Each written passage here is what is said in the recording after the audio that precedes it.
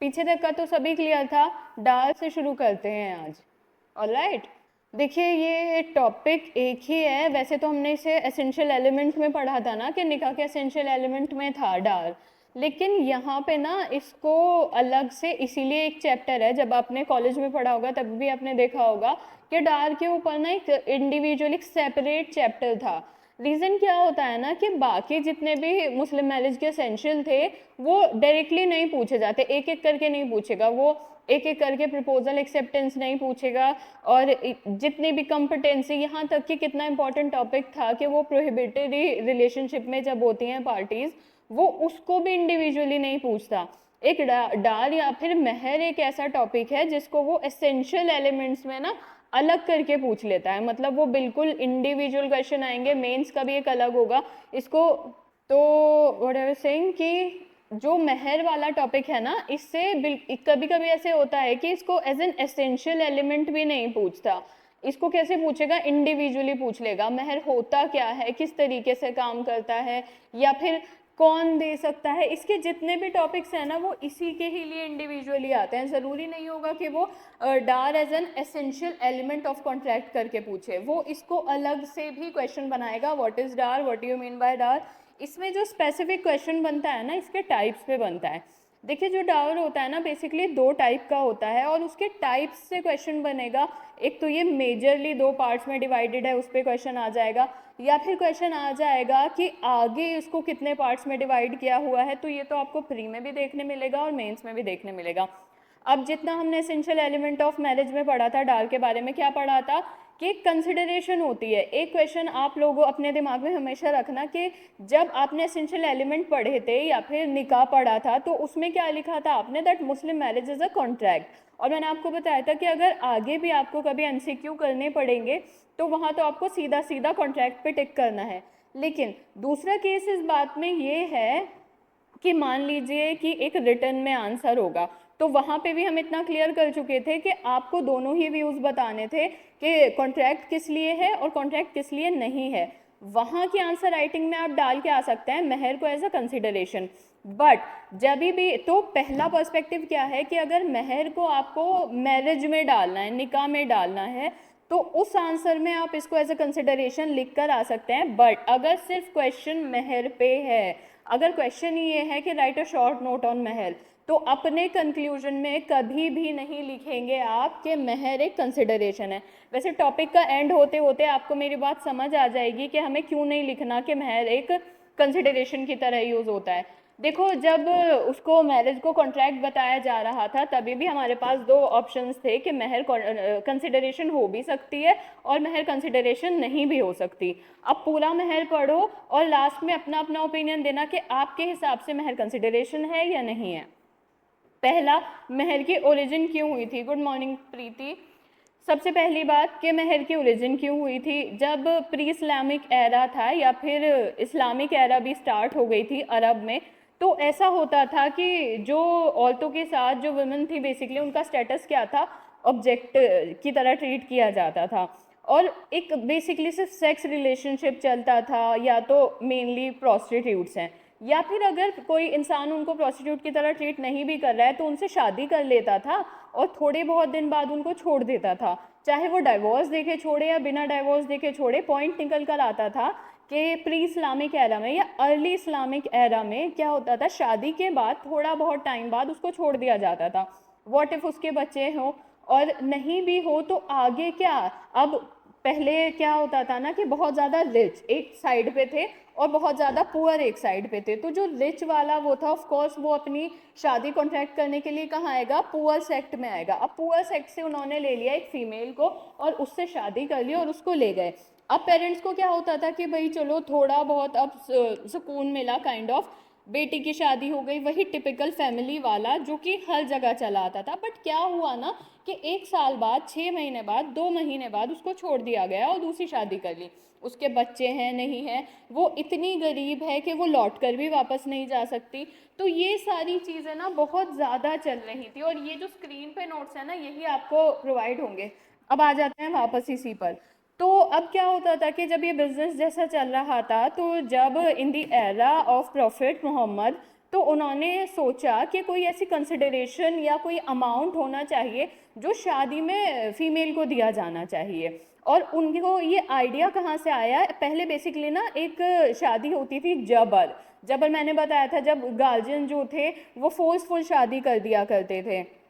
एक बीना मैरिज होती थी। बीना मैरिज में क्या था ना कि हस्बैंड ना वाइफ के घर जाया करता था, जब भी उसको जाना होता था वो उसके घर विजिट करता था, मगर उसे अपने घर नहीं लाता था कभी भी।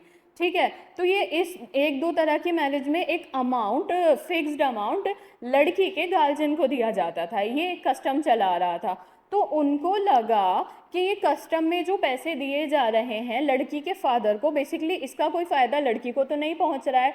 अगर अभी 6 महीने बाद, 1 साल बाद उसका हस्बैंड उसको छोड़ देगा तो उसके हाथ में तो कुछ नहीं रह जाएगा ना।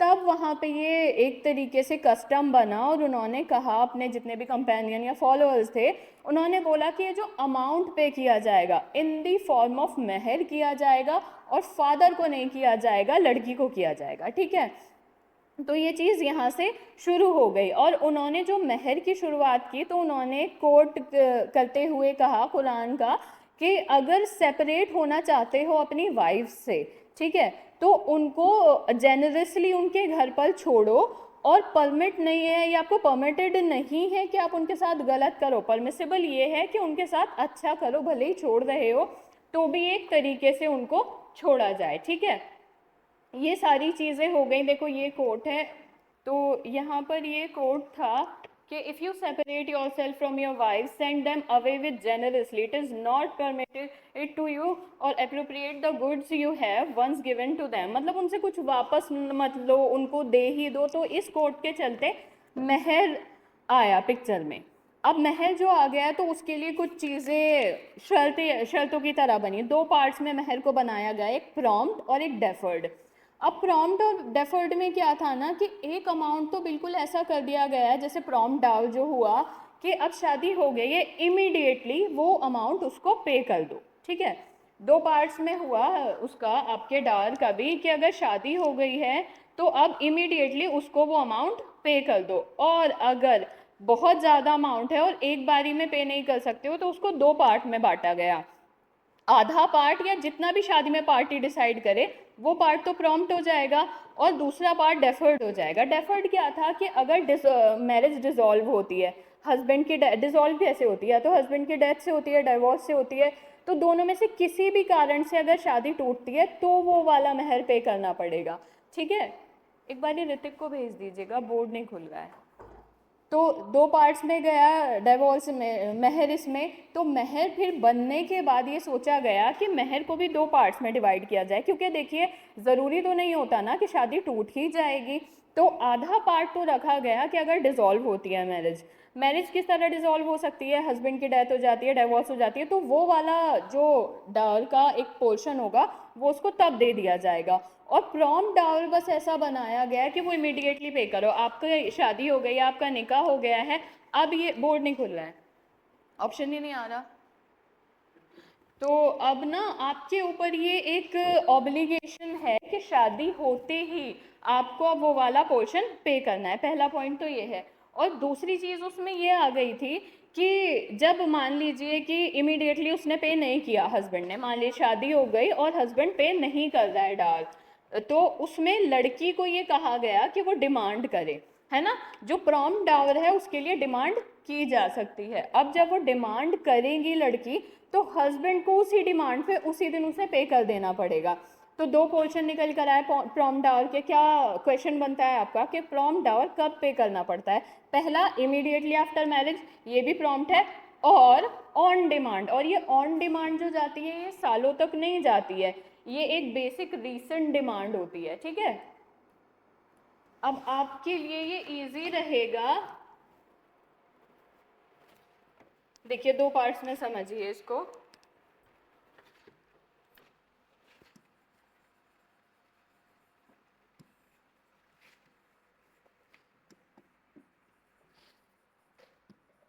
प्रॉम्प्ट से जो क्वेश्चन आता है उसके नेचर को लेकर आता है कि प्रॉम्प्ट में क्या समझ आ रहा है। सबसे पहले तो जो प्रॉम्प्ट पे करना पड़ता है ना वो ऑन डिमांड करना पड़ेगा। जहां वाइफ ने मांगा वहां उसको दे दो। और ऑन डिमांड के अलावा एक चीज इससे पहले आती है कि ज्यादा बेहतर है कि शादी होते ही दे दो, ठीक है। ज्यादा बेहतर समझा जाता है कि मैरिज कंप्लीट, मैरिज सेरेमनी, निकाह जो भी है वो पूरा होते ही प्रॉम्प्ट डाउर पे कर दो। अब उसके बाद में क्या होगा कि अगर आपने प्रॉम्प्ट डाउर पे कर दिया तो आप एक कहीं ना कहीं एक आपकी रिस्पॉन्सिबिलिटी कम हो जाती है। फिर पिक्चर में आता है डेफर्ड डाउर। डेफर्ड में क्या होगा कि आपको जनरली ऐसे ही नहीं पे करना पड़ रहा कि आपके लिए डिमांड की जा रही है, नहीं की जा रही है।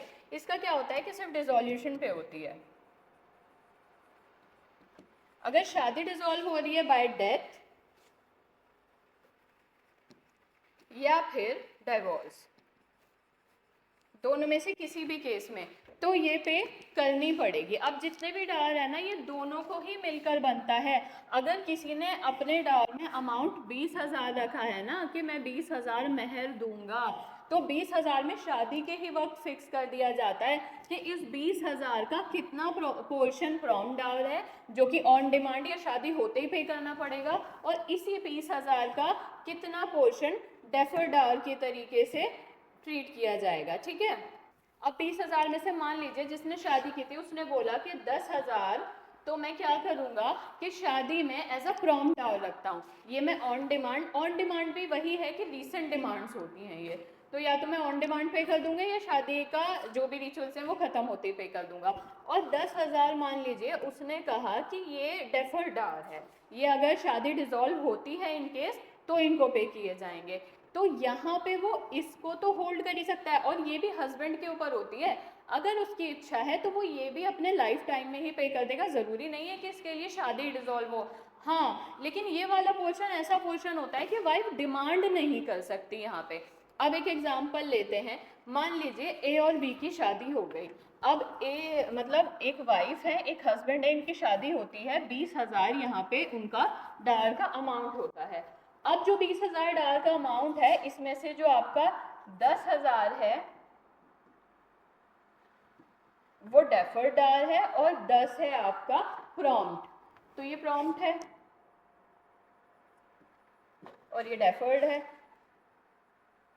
अब सबसे पहले परेशान होने के लिए आपके लिए इनके उर्दू के मीनिंग भी लिखते हैं, क्योंकि ये उर्दू में ही एमसीक्यू में देखने को मिलता है, बहुत रेयर होता है कि प्रॉम्प्ट वगैरह लिख रखा होता है। तो प्रॉम्प्ट को तो कहते हैं मुअज्जल, ठीक है, और डेफर्ड को कहते हैं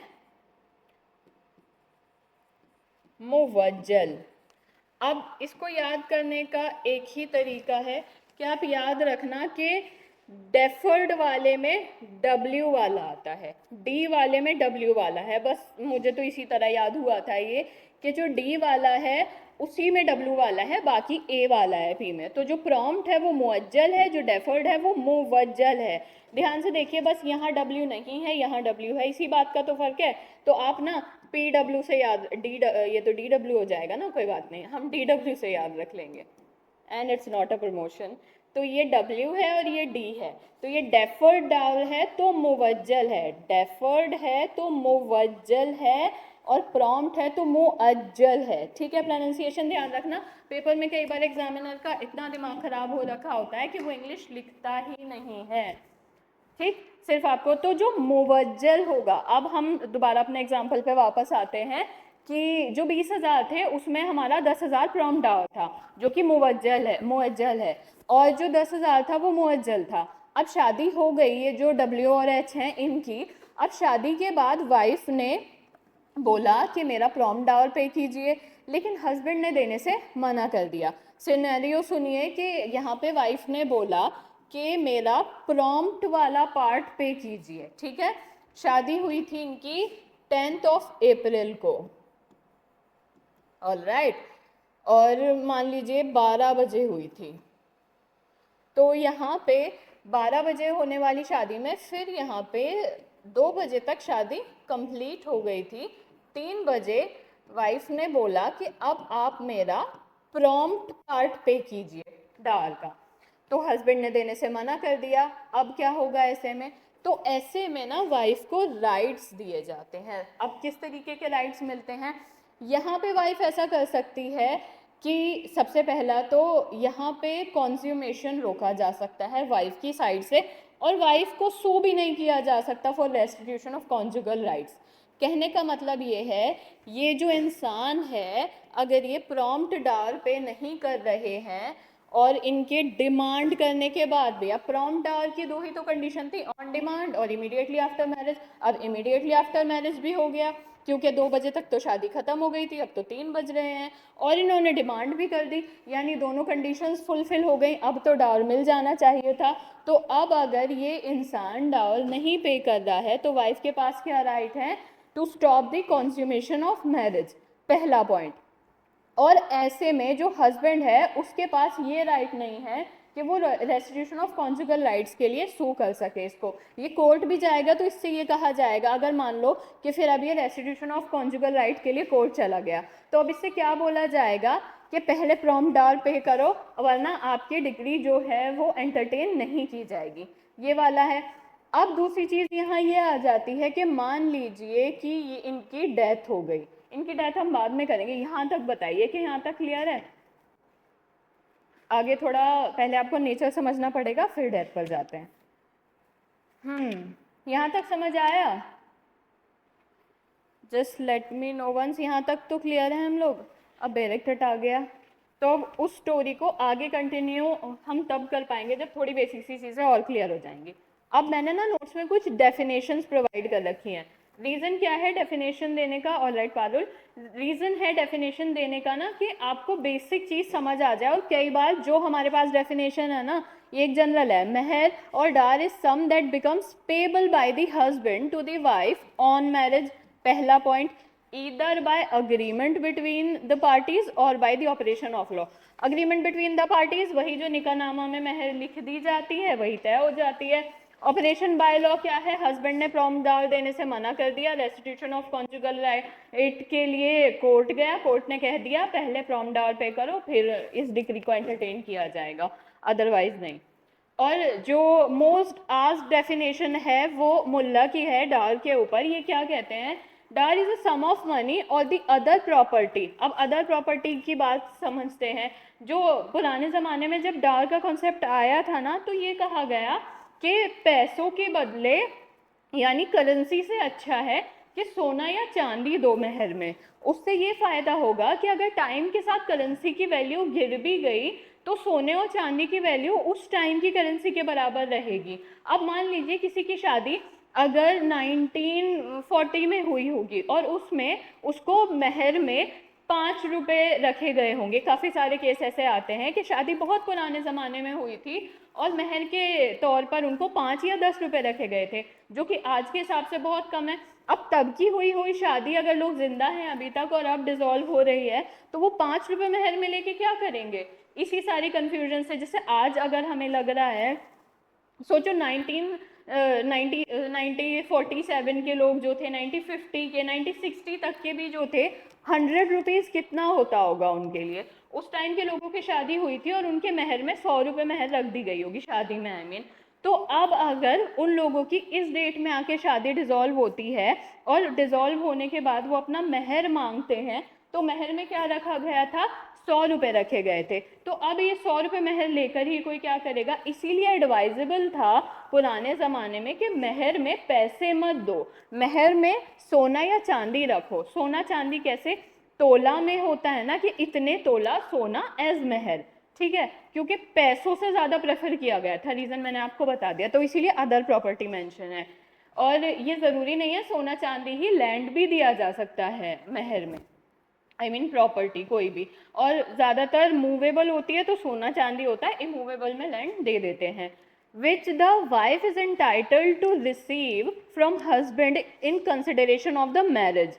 द वर्ड कंसिडरेशन, अब यहाँ पे इन्होंने कंसिडरेशन यूज तो कर लिया मेहर के लिए, लेकिन अगली लाइन में ये बता रहे हैं कि मेरा मतलब कॉन्ट्रैक्ट वाली कंसिडरेशन का नहीं है। कंसिडरेशन वर्ड इसीलिए है बिकॉज इट इज सम, ये एक अमाउंट है, मनी के फॉर्म में है, इसीलिए कंसिडरेशन कहा गया है। मेरा सेंस ये नहीं है कि ये यहाँ पे कॉन्ट्रैक्ट है इसीलिए कंसिडरेशन यूज़ किया है। कंसिडरेशन वर्ड यूज़ करने के पीछे रीज़न क्या है, क्योंकि महर जो एक वैल्यूएबल चीज़ है, कोई वैल्यू रखी जाएगी, और वैल्यू के लिए लाइक सिनोनियम कंसिडरेशन यूज होता है। It is an obligation imposed upon the husband as a mark of respect to the wife, क्योंकि जब ओरिजिन हुई थी महर की, तभी बोला गया था कि उनका स्टेटस जो खराब हो रहा था, ज़्यादातर प्रोस्टिट्यूट की तरह ट्रीट की जा रही थी, हस्बैंड छोड़ता था, तो जो प्रोस्टिट्यूट शुरू से भी नहीं थी उनके पास कोई ऑप्शन ही नहीं बचता था वहाँ जाने के अलावा, बच्चों का कोई फ्यूचर नहीं होता था। तो उस चीज़ में वाइफ को रिस्पेक्ट देने के लिए और इतनी आसानी से छोड़े जाने से बचाने के लिए ये शुरू किया गया था, क्योंकि कोई भी होता था ना तो उसको छोड़ने से पहले फिर ये होता था कि जो अभी हमने पढ़ा कि डेफर्ड डार पे करने पड़ेंगे जो डिसोल्यूशन ऑफ मैरिज पे दिए जाते हैं, तो वो शादी खत्म करने से पहले 50 बार सोचते थे कि इसको तो छोड़ दूंगा, फिर महर का अमाउंट पे करना पड़ेगा। तो आप समझ रहे हैं, इसीलिए मार्क ऑफ रिस्पेक्ट कहा जाता है।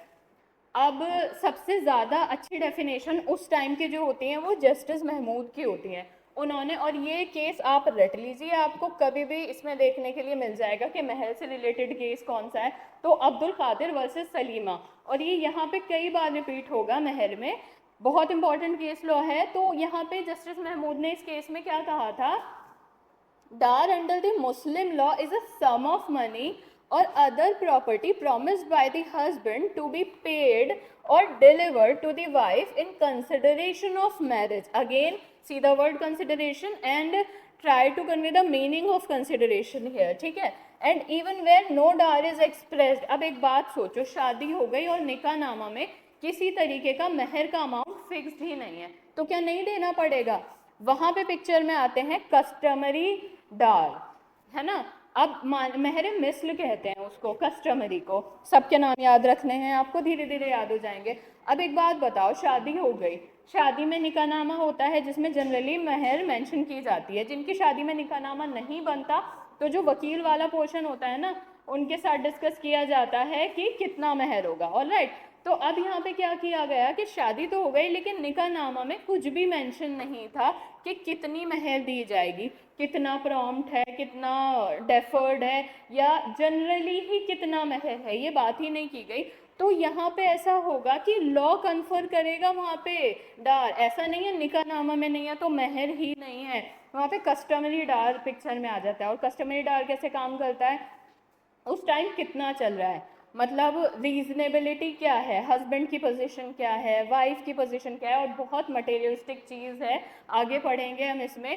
जब डार का अमाउंट डिसाइड करना होता है ना कस्टमरी डार में, तो देखा जाता है the beauty of wife, the status of wife, the मतलब बेसिकली मटेरियलिस्टिक चीज़ें देखी जाती हैं और उसके हिसाब से डार का अमाउंट पे किया जाता है। तो ये है कि अगर फिक्स भी नहीं है तो आप बच नहीं सकते हैं उससे। अनदर और डेफिनेशन का पर्पस ये नहीं है कि आप इन लोगों के नाम के साथ रटेंगे इसको, डेफिनेशन का छोटा सा पर्पस ये है कि अंडरस्टैंडिंग हो जाए, और इन्हीं में से कहीं से निकल के आपके पास एमसीक्यू होते हैं और मेंस के भी क्वेश्चन बनते हैं। Dower is a consideration which belong absolutely to the wife.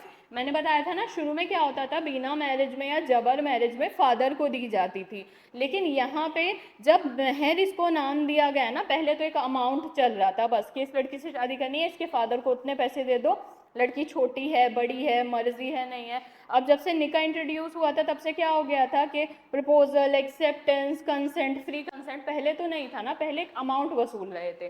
तो जब निकाह आया पिक्चर में तो डार आया, तो डार के लिए कहा गया ये वाइफ से ही बिलोंग करता है और उसके फादर गार्जियन किसी को नहीं दिया जाएगा। यहाँ तक क्लियर है? हम नेचर पे आ जाएं, थोड़े एक दो टॉपिक पढ़ के उस स्टोरी पे वापस आएंगे। नेचर में भी अब्दुल कादिर वर्सेस सलीमा का केस इम्पॉर्टेंट है। बताइए यहाँ तक समझ आ गया? नेचर कर लें, सेम नोट्स हैं ये आपके लिए। ऑलराइट प्रियांश, ये भी शाम तक अपलोड हो जाएंगे।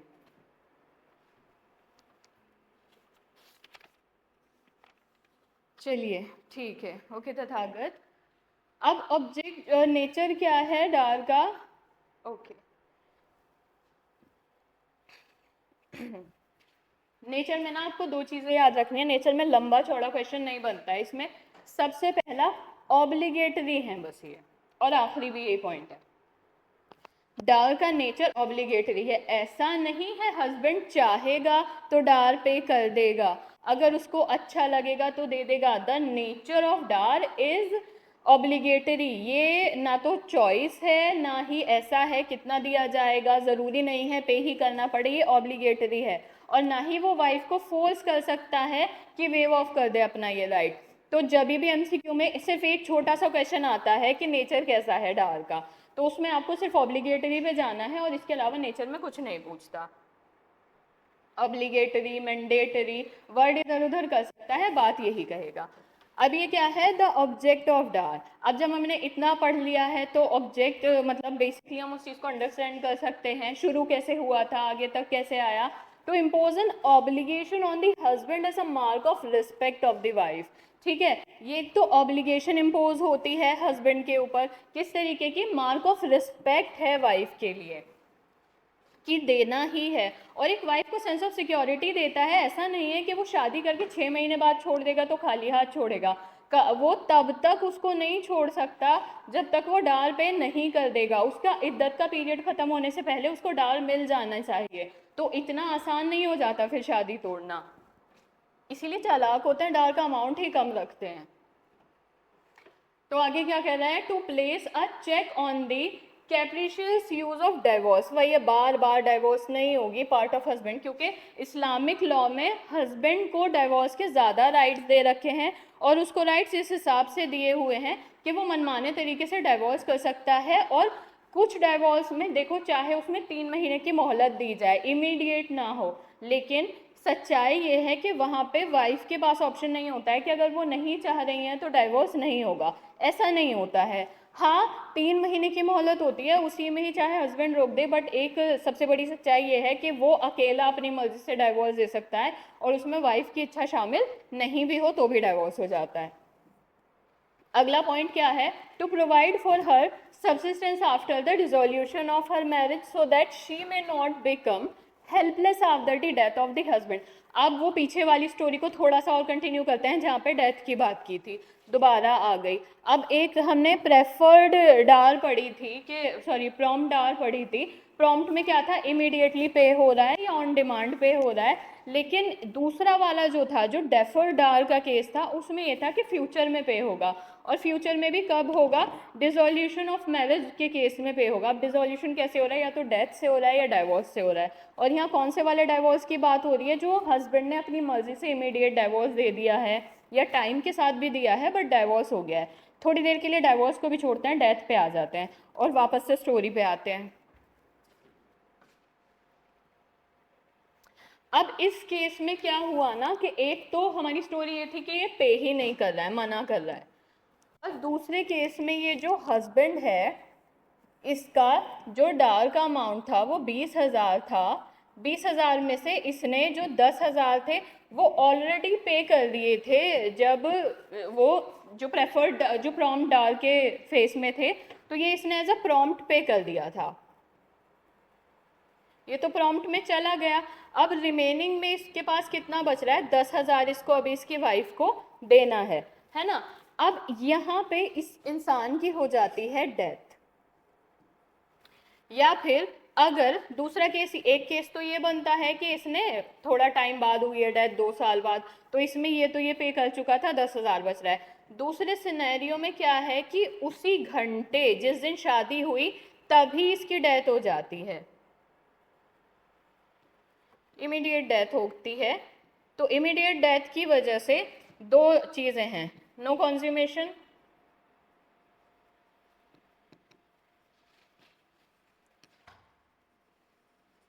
यहाँ पे तो नो कंज्यूमेशन ऑफ मैरिज आएगा ना, मैरिज कंज्यूम नहीं हुई है, शादी के बाद इमीडिएट डेथ हो गई है, ठीक है, और यहाँ पे मैरिज जो है कंज्यूम्ड है। अब दोनों स्टोरी पढ़नी पड़ेगी, पहले ऊपर वाली पे आते हैं। तो हस्बैंड जो था, ये शादी के बाद मान लीजिए 2 साल ऑलमोस्ट अपनी वाइफ के साथ रहा, और इसने बहुत अच्छे तरीके से प्रॉम्प्ट डार टाइम पे कर दिया था, 2 साल साथ थे, मैरिज कंज्यूम थी, सब था।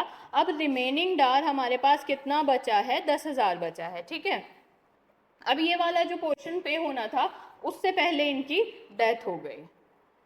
अब दो चॉइसेस होंगी वाइफ के पास कि क्या करेगी। अब इसकी डेथ के बाद ना क्या राइट जो है डाल लेने का वो ख़त्म हो जाता है, हस्बैंड के साथ मर जाता है, और अब हस्बैंड ही नहीं है तो डाल कौन पे करेगा। लेकिन ऐसा नहीं होता है, डाल तो मिलकर रहेगा। अब यहाँ पे डाल जो हो जाता है वो वाइफ का और एब्सोल्यूट राइट हो जाता है। अब वो कैसे वसूलेंगी, सबसे पहला प्रॉपर्टी से, और प्रॉपर्टी में किसी भी तरीके से जो प्रॉपर्टी वाइफ की हस्बैंड की वाइफ की पोजेशन में है ना, मान लो कि वो किसी घर में रह रही हैं, वो उनके हस्बैंड का घर है, वो अलग रहते थे या कुछ भी है, या हस्बैंड का कोई कैश उनके पास रखा है, कि कोई उन्होंने लैंड परचेज कर रखा था उसके पेपर्स रखे हैं, कोई शॉप थी उसका जो कंट्रोल है वाइफ के पास है, कैसे भी जो भी प्रॉपर्टी है वाइफ सबसे पहला राइट वाइफ का है कि अपना डाल वसूले, लीगल राइट है। यहाँ तक कि जो हस्बैंड की फैमिली है ना, जो लीगल एयर्स हैं, और मान लो बच्चे बड़े हो गए हैं जो उसके एक्चुअल या फर्स्ट लाइन वाले एयर्स हैं, वो भी इस चीज़ को मना नहीं कर सकते। यहाँ पे एक एब्सोल्यूट राइट अराइज हो जाता है प्रॉम्प्ट डाल का कि प्रॉपर्टी से वसूलें, प्रॉपर्टी या घर में कोई कैश है कैसे भी, और मान लो इन लॉज नहीं दे रहे हैं तो राइट टू लियन पढ़ा था ना हमने सोगा में, जो लोग सोगा में भी थे, तथागत एंड फारूल स्पेशली, तो राइट टू लियन में क्या पढ़ा था कि अगर कोई सामान है और सामने वाला उसका पैसा नहीं दे रहा है, अगर आप कोई सामान खरीदा, उसने आपसे मंगा लिया, आपने डिलीवर कर दिया और वो उसके पैसे नहीं दे रहा है, तो आपके पास क्या था, राइट टू लियन था। और राइट टू लियन में आपने वो सामान अपने पास रख लोगे, अगर पूरी डिलीवरी भी नहीं हुई है, आपने पार्ट डिलीवरी कराई है, डिलीवरी नहीं हुई है, तो आप उसे तब तक सामान नहीं दोगे जब तक वो आपको पैसे नहीं देगा। यहाँ पे भी डाल के केस में वाइफ के पास राइट टू लियन है कि वो राइट टू लियन एक्सरसाइज कर सकती है, वो सामान से पोजेशन नहीं छोड़ेगी, वो सामान को पोजेस करके रखेगी, नो मैटर प्रॉपर्टी है, कैश है, शॉप है, ज्वेलरी है, गोल्ड है, जो भी है, वो यहाँ पे राइट टू लियन एक्सरसाइज करेगी। उसका पहले डाल पे करो और फिर उसके बाद जिन जिन का उसमें हिस्सा है वो उनको दे दिया जाएगा। ठीक है, डेथ के केस में ये हो जाता है। हाँ हाँ, तथागत टू रिटेन द गुड्स, वही यहाँ पे भी वो रिटेन करेगी उसको, राइट टू लियन एक्सरसाइज करेगी अपना। तो ऐसे ना उसकी हस्बैंड की डेथ के साथ उसका राइट टू डाल नहीं मर जाता। अब यहाँ पे आ जाते हैं कि मैरिज कंज्यूम ही नहीं हुई है ना, और इमीडिएट डेथ हो गई है। अब यहाँ पे तो सिर्फ 10,000 बचता था, पहला पॉइंट तो यह है, एक तो यहाँ पे पूरा का पूरा 20,000 बचा हुआ है, और मैरिज कॉन्ज्यूमेटेड भी नहीं है, ऐसे में किस बात का डाल। तो शिया लॉ तो कहता है कि अगर मैरिज कॉन्ज्यूमेटेड नहीं है तो डाल का कोई मतलब नहीं है, लेकिन सुन्नी लॉ कहता है नो मैटर मैरिज कॉन्ज्यूमेटेड है या नहीं है, अगर निकाह हुआ है, अगर शादी हुई है तो डाल उसका हक है। ठीक है, तो यहाँ पे दो ओपिनियन है हमारे पास, शिया लॉ का और सुन्नी लॉ का। तो शिया के हिसाब से तो वो अपना राइट खो देगी, है ना, लेकिन सुन्नी लॉ में उसको मिलेगा। अब हस्बैंड की डेथ हो गई है, ऊपर से इमीडिएट डेथ हुई है, तो इन लॉज डाल पे करेंगे, वो भी खुशी से, ऐसा तो होगा नहीं। यहाँ पे भी वो अपने ये वाले राइट्स एक्सरसाइज कर सकती है, राइट टू लियन भी एक्सरसाइज कर सकती है, प्रॉपर्टी को बेच के चाहे ना, प्रॉपर्टी को बेच कर, रेंट पर देकर, जैसे चाहे अपना डाल वसूल कर सकती है। तो दोनों ही केसेस में अगर हस्बैंड की डेथ हुई है, प्रॉम्प्ट पेड है नहीं है, कॉन्ज्यूमेटेड है नहीं है मैरिज, उससे कोई फर्क नहीं पड़ेगा। ठीक है, बताइए यहाँ तक क्लियर है? बैक टू द नोट्स, फिर आगे बढ़ते हैं इंक्रीज और डिक्रीज पे, फिक्सेशन। यहाँ तक क्लियर है आप लोग? और देखो फिक्सेशन पे भी अगर क्वेश्चन आता है कि कितना फिक्स होगा, फिक्स नहीं है, तो अगर फिक्स नहीं भी है तो उसका राइट नहीं ख़त्म हो जाता, मत करो फिक्स, देना तो पड़ेगा ही, फिर कस्टमरी डाल देना पड़ेगा जितना भी उस टाइम पे चल रहा होगा, पर देना तो पड़ेगा। ठीक है, तो अब ये फिक्सेशन ऑफ महर पे क्या है, इट इज़ एडवाइजेबल। अब सबसे पहला क्या है, अगर फिक्स नहीं करेंगे आप लोग तो क्या होगा, कन्फ्यूजन क्रिएट होगी, कितना दें कितना नहीं दें, कौन सा पार्ट। अब जब डाल फिक्स होता है ना, निकाहनामा में लिखा जाता है, तो वहाँ साफ साफ लिखा जाता है कि ये अगर ये अमाउंट है ना तो इसका इतना % प्रॉम्प्ट डाल है, और इतना % डेफर्ड डार है। वहां पे निकाह नामा में ही सब कुछ फिक्स किया जाता है कि इतना इतना शेयर ऐसे है, कंफ्यूजन छोड़ी ही नहीं जाती। तो ये वाला पोर्शन तो इमीडिएटली पे कर दो, और ये वाला पोर्शन ऐसा होता है आफ्टर डिसोल्यूशन ऑफ मैरिज, और जनरली हस्बैंड अपने लाइफ टाइम में भी दे देते हैं। ये जो after dissolution of marriage word use किया गया है वो दो कारण से किया गया है। एक तो इस वाले पोर्शन का वाइफ डिमांड नहीं कर सकती, हस्बैंड अपनी इच्छा से दे देता है। और दूसरी चीज़ ये है कि अगर मैरिज डिसॉल्व हो जाती है तो वुमेन के लिए एक सेंस ऑफ सिक्योरिटी के तौर पे छोड़ा जाता है कि सामने वाले के लिए शादी तोड़ना इतना आसान ना रहे। ठीक है, इसीलिए केस आया था इसी पर ही कि शादी हो रही थी, तो वहाँ पे एक लड़की ने कहा कि मेरी शादी में डार कम से कम 50 करोड़ होना चाहिए। द रीज़न बीइंग, उसने साफ साफ बोला था कि फिर ये आसानी से मुझे ना छोड़ सके। तो अलग अलग तरह की चीज़ें हैं इसमें, बट बेसिकली फिक्सेशन का ये है कि एडवाइजेबल ये है कि फिक्स कर दो, शादी पे ही कर दो, लेकिन गोल्ड या सिल्वर के फॉर्म में करो। रीज़न वही है कि जो राइट्स हैं वुमेन के वो पूरी तरीके से प्रोटेक्टेड रहेंगे, क्योंकि करेंसी की वैल्यू का तो वो नहीं रहेगा। वही बात है, जिनकी 60 साल पहले शादी हुई थी, 60 साल तो कुछ ज़्यादा पीरियड नहीं है ना। अगर हम किसी की 60 साल पुरानी शादी का भी एग्जाम्पल लें ना, तो 60 साल पहले भी 100 रुपये 150 रुपये से ऊपर डार फिक्स ही नहीं होता था। आज वो बेचारे अपने डार का अमाउंट क्लेम करके भी क्या करेंगे अगर उनका हस्बैंड उन्हें छोड़ना चाहे तो वही चीज़ हो जाती है कि बेटर और एडवाइजेबल होता है गोल्ड या सिल्वर दो, ताकि अब सोचो तब अगर उन्होंने शादी 50 तोला सोना डाल लिखवा के की होगी तो तब उसकी तब की कीमत होगी और आज उसकी आज की करेंसी में कीमत होगी। और अगर फिर वाइफ को छोड़ा जाएगा तो कम से कम उसके पास एक सेंस ऑफ सिक्योरिटी तो रहेगी ना कि अच्छा चलो अगर ये छोड़ भी देगा तो महर में 50 तोला सोना है, मैं भूखी तो नहीं मरूंगी एकदम, मुझे ये तो नहीं सोचना पड़ेगा कि मुझे कहाँ जाना चाहिए। इंक्रीज और डिक्रीज डार पे आ जाता है। सबसे पहले husband can't decrease the amount of dower. अगर शादी में 50 तोला सोना या 20,000 रुपये या 50,000 रुपये फिक्स हो चुका है तो it is fixed. Husband can't decrease the amount, पहला पॉइंट। शादी के बाद वो कहे कि अब 50,000 नहीं 10,000 ले लो, ऐसा नहीं होता। हाँ, ये मैंने आपको शादी वाले टॉपिक में भी बताया था कि wife always wave of his right, कि वो चाहे तो चलो रहने दो वाला होता है ना। इंक्रीज में क्या होता है, हाँ हस्बैंड कैन इंक्रीज, उसका अगर उसकी मर्जी है तो वो उसको 10 गुना बढ़ाकर दे दे, 50 गुना बढ़ा दे, आप सामने वाले का ना फायदा करा सकते हो, नुकसान नहीं करा सकते। 5,000 का आप 500 नहीं कर सकते, 5,000 का 50,000 कर दो। ठीक है, तो क्या है, the husband may at any time after marriage increase the dower, है ना, लेकिन ही कांट डिक्रीज। दूसरा, likewise wife may remit. अब ये यहाँ पे इस चीज़ के लिए से फोर्स नहीं करेगा कि अपना डाल छोड़ दो। पुराने ज़माने की जो औरतें होती थी ना, मम्मी दादी, तो वो क्या करती थी कि वो अपना डाल लेती नहीं थी। और पहले लोग ये कहा करते थे, अगर आप पुराने ज़माने की औरतों से बात करोगे डाल के बारे में, जिनको बहुत अच्छे से ट्रीट किया गया, हस्बैंड अच्छा था, घर वाले अच्छे थे, तो उनसे हमेशा कहते सुनते थे कि इतना सब मिल गया ना कि डाल का अमाउंट लेने का ही मन नहीं करता। तो वो है कि ये सेंस ऑफ सिक्योरिटी की वजह से दिया जाता है, रिस्पेक्ट की वजह से दिया जाता है। बट जिन शादियों में ऐसा देखा गया है कि इस चीज़ की ज़रूरत ही नहीं पड़ी, तो वहाँ पे जो फीमेल्स होती हैं वो अपनी मर्जी से रेमिट कर देती हैं कि चाहिए ही नहीं कुछ, चाहे तो वो पूरा या पार्शली उसको छोड़ देती हैं, लेकिन सामने वाला उसको फोर्स नहीं करेगा उस चीज़ के लिए। और बहुत सारे केसेस में देखा जाता है जहाँ शादियाँ अच्छे से टिकते हैं, स्पेशली पुराने ज़माने में, तो वहाँ नहीं लेते थे डार की, ज़रूरत ही नहीं है, चाहिए ही नहीं। अगला टॉपिक, अब मान लीजिए कि माइनर लड़की की शादी हुई थी। अब माइनर लड़की की शादी में क्या था कि जो डार फिक्स कराया था वो उसके गार्जियन ने कराया था। अब यहाँ पे ना उसके फादर उसके बदले उसका जो डार है उसे रेमिट नहीं कर देंगे। क्या कह रहा है, Muslim girl who has attained puberty is content to relinquish. अब जब वो प्यूबर्टी, क्योंकि देखो मुस्लिम लॉ के हिसाब से जो मेजर है वो इंडियन मेजॉरिटी एक्ट वाला नहीं फॉलो कर रहा है, 18 साल नहीं कह रहा है वो मेजर किसको कह रहा है यहाँ पे, वो मेजर कह रहा है the women who attend puberty. ठीक है, वो उसको मेजर कह रहे हैं।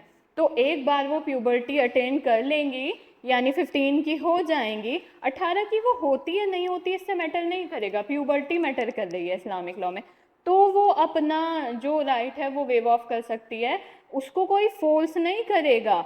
अब जब भी वुमेन अपना राइट छोड़ देती हैं ना और अपना क्लेम छोड़ देती हैं महर का, और बल्कि उर्दू में ही कहा जाता है कि माफ़ कर देती हैं महर, तो उसको कहते हैं हिबाए महर।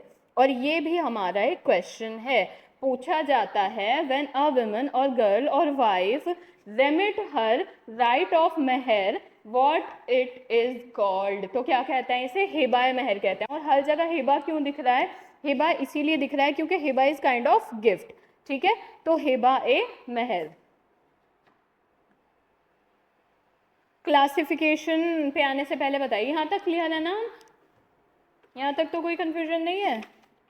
देखो क्लासिफिकेशन वही है, कितने पार्ट्स में डिवाइड है, किस किस टाइप का होता है, यहाँ से भी क्वेश्चन आ जाते हैं, काफ़ी पूछ लेता है यहाँ से।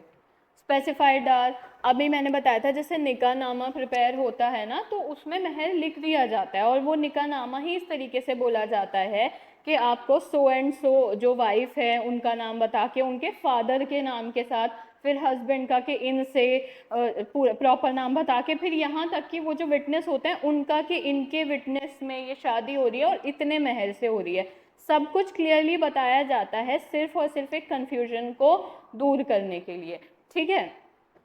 Specified dower is again divided into these two category. अब स्पेसिफाइड वही है जो वहाँ पे स्पेसिफाई कर दिया गया है, निकाहनामा में लिख दिया 20,000 या 40 तोला सोना, 50 तोला सोना, तो ये सारे, इसका नाम क्या है, महर मुसम्मा, और ये ही देखने मिलता है क्वेश्चन में, रेयरली इंग्लिश में लिखता है, ठीक है। अब इसको भी दो पार्ट में डिवाइड किया जाता है, प्रॉम्प्ट डार और डेफर्ड डार। प्रॉम्प्ट वही है जो इमीडिएटली पे किया जाएगा, डेफर्ड वो है जो आफ्टर डिसोल्यूशन ऑफ मैरिज, है ना, डी फॉर डिसोल्यूशन। दूसरा होता है कस्टमरी डार या फिर प्रॉपर डार। ये महर मिस्ल पे काफ़ी क्वेश्चन आते हैं, यानी कस्टमरी डार क्या हो कि निकाहनामा में डार मेंशन ही नहीं है, महर मेंशन ही नहीं किया है, तो क्या नहीं देना पड़ेगा, देना तो तब भी पड़ेगा। फिर वहाँ पे कस्टम के, टाइम के, वाइफ की qualification and specifically materialistic thing के उसकी ब्यूटी के हिसाब से पे करते हैं, और ये पर्टिकुलर वर्ड ब्यूटी ही मेंशन है यहाँ पे। स्पेसिफाइड डार क्या होता है कि जो डार है वो स्टेट किया होता है, लिखा होता है मैरिज के कॉन्ट्रैक्ट यानी निकाहनामा में, तो वो स्पेसिफाइड है। अब जब माइनर की, अगर अडल्ट की शादी हो रही है तो अमाउंट ना उससे ही डिस्कस कर लेते हैं कि इतने महल से, और अगर माइनर की शादी है तो वहाँ पे पेरेंट्स या गार्जियन फिक्स कर देते हैं। और ना अब एक बात सोचो, माइनर की शादी हो रही है, जिस लड़के की शादी हो रही है वो भी 8 साल का है, ये तो प्यूबर्टी नहीं है, ये तो बाल विवाह है, नहीं हो रहा है रेज, अच्छा वो बोर्ड वाला है ना। चलिए, जिसकी शादी हो रही है, क्या हो जाता है बैक, वो लड़का 12 साल का है और लड़की भी 12 साल की है मान लीजिए, तो अब इसमें क्या होगा ना, या एक को 15 का कर दो और एक को 16 का कर दो, तो अब इस शादी में दोनों में से एक भी मेजर नहीं है, बट प्यूबर्टी अटेन हो गई है, तो इसमें ना पार्टीज से पूछा जाएगा, ऑल दो ये 18 के नहीं हैं, लेकिन दोनों ने प्यूबर्टी अटेन कर ली है, तो यहाँ पे ये बताएंगे अमाउंट ऑफ डार। लेकिन जहाँ पे लड़का 7 साल का है, लड़की 6 साल की है, मतलब प्यूबर्टी अटेन नहीं की है, एज ऑफ प्यूबर्टी पे नहीं है, तो यहाँ पे गार्जियन करेंगे अमाउंट। अब ये दोनों हो गए बड़े, है ना, ये वाइफ थी, ये हस्बैंड था। अब जब ये दोनों बड़े हो गए तो ये वाइफ को, किसी को भी कुछ भी लग सकता है, वाइफ को लग रहा है कि अमाउंट कम है डार का, मुझे तो और चाहिए, और मैं तो तब माइनर थी, मेरी तो फादर ने शादी तय कराई थी, तो मैं तो अग्री नहीं करती इस पे, जिस तरीके से मैं ऑप्शन ऑफ प्यूबर्टी एक्सरसाइज कर सकती हूँ उसी तरीके से मुझे डार भी चेंज करना है। तो ऐसा नहीं कह सकती हैं ये। जब शादी गार्जियन ने कराई होती है तो ऑप्शन ऑफ प्यूबर्टी सिर्फ शादी रखने और तोड़ने का राइट है, डाल तो जो गार्जियन ने कह दिया उससे नहीं पलटोगे, उतना ही डाल मिलेगा इनको। अब हस्बैंड को अगर ये लगे माइनर मेजर होने के बाद कि जो डाल पे मतलब मेरे लिए किया गया है तय, वो बहुत अनरीजनेबल है और वो बहुत ज़्यादा है, मैं तो इतना कमाता भी नहीं हूँ, तो क्या ये चेंज कर सकते हैं अमाउंट ऑफ डार कि मैं तो तब माइनर था, मुझसे पूछ के थोड़ी तय किया है, अब मैं मेजर हूँ और मैं अपनी मर्जी से करूँगा, तो ये भी ऐसा नहीं कर सकता। ये दोनों बाउंड हैं जो इनके घर वालों ने पे कर दिया है और उसी को ये आगे चल के पे करेंगे। मान लो ल्यूनेटिक था, आगे चल के ल्यूनेसी ठीक हो गई, मेंटली ठीक हो गया, तो भी जो अमाउंट गार्जियन ने किया था और वो ही पे करेंगे, आगे जाकर उसको छेड़छाड़ ये लोग नहीं करेंगे। इसको और डिटेल से पढ़ लेना।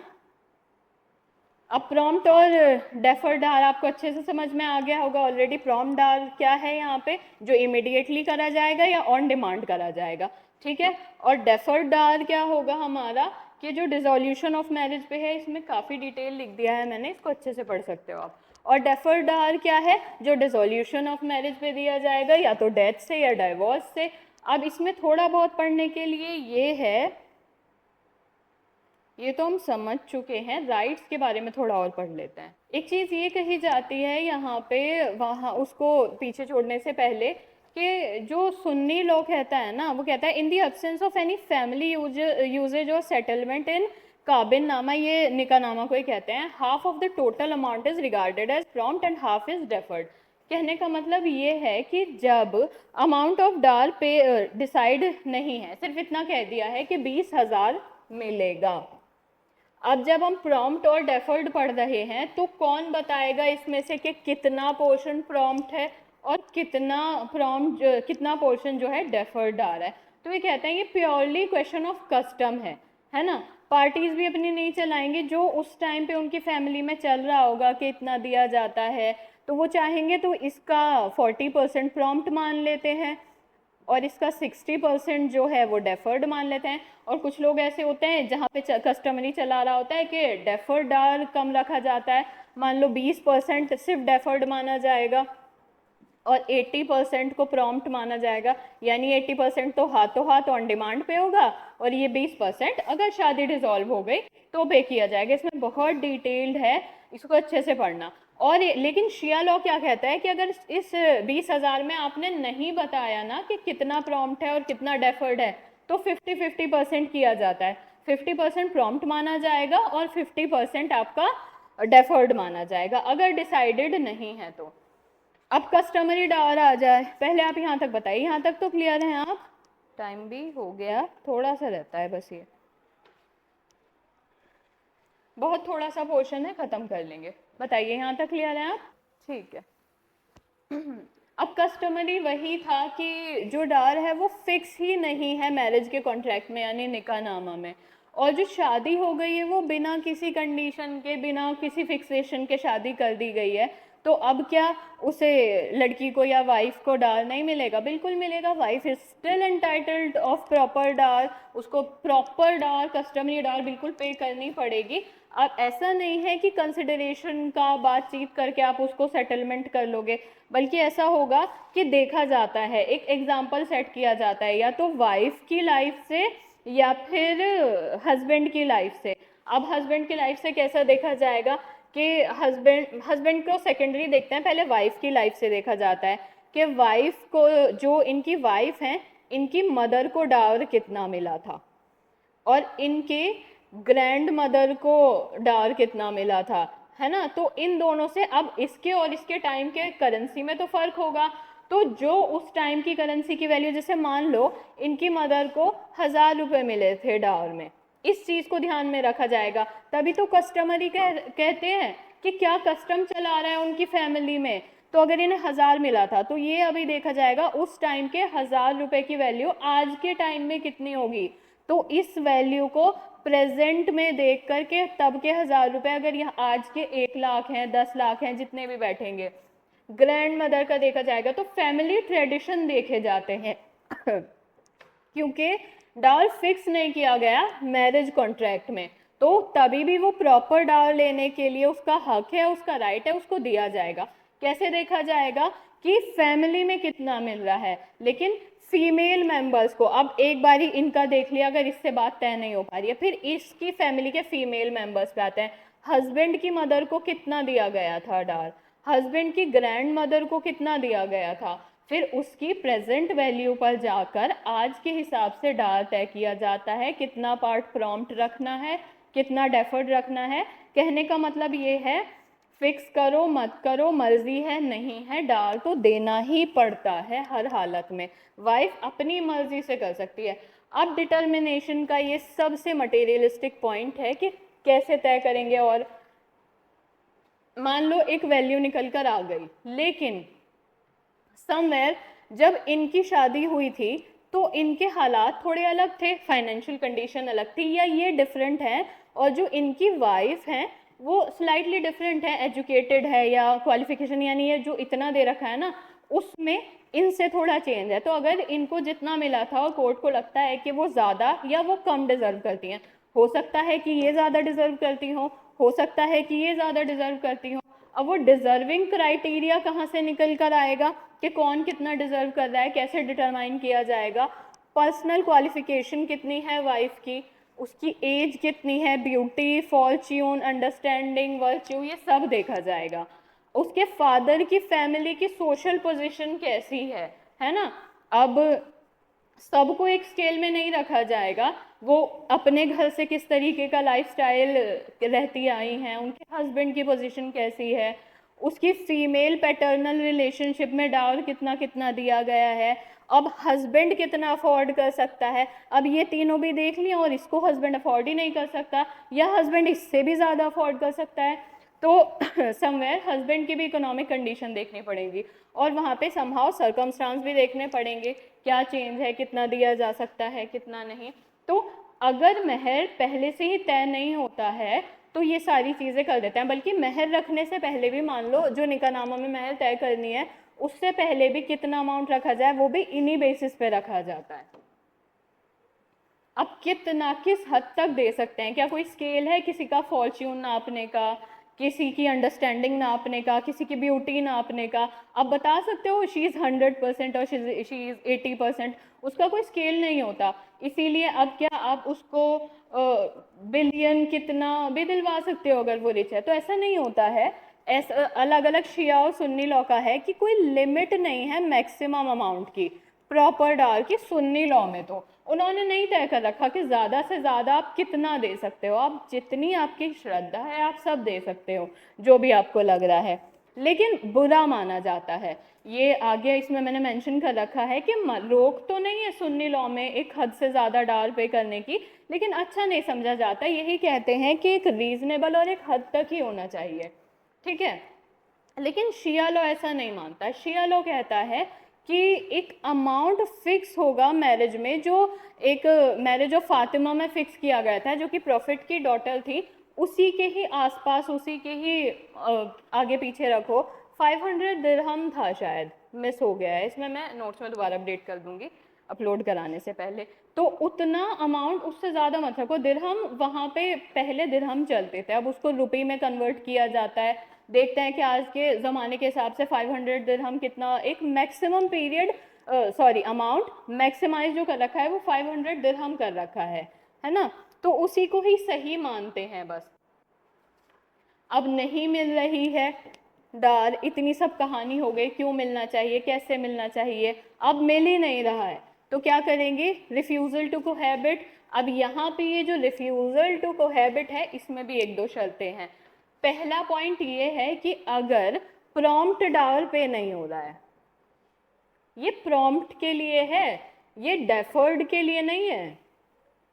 डेफर्ड में एक्सरसाइज नहीं होगा, ये सिर्फ प्रॉम्प्ट में होगा जो ऑन डिमांड पे होता है। ये नहीं है कि जो डिसोल्यूशन वाला तय किया है उसमें ऐसा करेंगे। अगर प्रॉम्प्ट पे नहीं कर रहा है then she can refuse to cohabit. वहाँ पे हस्बैंड जो है कोर्ट नहीं जा सकता रेस्टिट्यूशन ऑफ कॉन्जुगल राइट्स के लिए। पहला पॉइंट, जो राइट होता है ना वाइफ का डाल का, वो हस्बैंड के सर पे एक डेट की तरह होता है, उसको पे करना ही करना है, लाइबल है वो, ऑब्लिगेशन है, ये मन मर्जी नहीं है। तो क्या होता है अगर हम डेट नहीं पे करते तो इंटरेस्ट लगने लगता है, थोड़े टाइम में हमारी प्रॉपर्टी छीन ली जाती है, सू कर दिया जाता है, जेल हो जाती है, तो वही सब हो जाएगा। नहीं पे करेगा एक डेट की तरह ट्रीट होगा, जिस तरीके से एक डेट पे नहीं करोगे जो जो तब हो सकता है वही यहाँ भी हो सकता है। अब रिटेन कर सकती है, डिसीज्ड हस्बैंड है, हमने पढ़ा था कि अगर उनकी डेथ हो गई है तो बिल्कुल इनके पास राइट टू लियन है, नहीं दे ये प्रॉपर्टी। ठीक है, आज यहीं ख़त्म करते हैं। बताइए यहाँ तक क्लियर है? हम कल इसके आगे से कंटिन्यू करेंगे।